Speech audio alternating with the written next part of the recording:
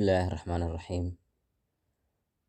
Duco haddaad akhriso maalintii 2 jeer oo nebigu kuu damaanad qaaday inaad ku galayso janno.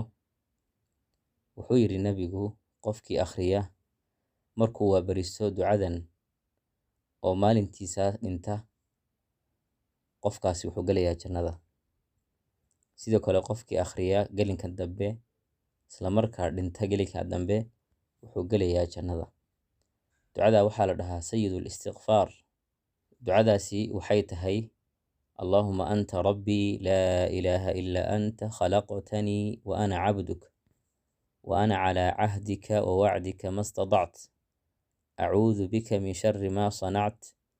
Abuu'u laka binicmatika calay wa abuu'u laka bidanbii faghfir lii fa innahu laa yaghfiru dhunuuba illaa ant. Keliya waxaa kugu filan 2 jeer inaad maalinkii tiraahdo. Waa sida inaad qaadanayso kale daawo. Daawadan laakiin waa tii qalbiga. Keliya 2 jeer baa kugu filan.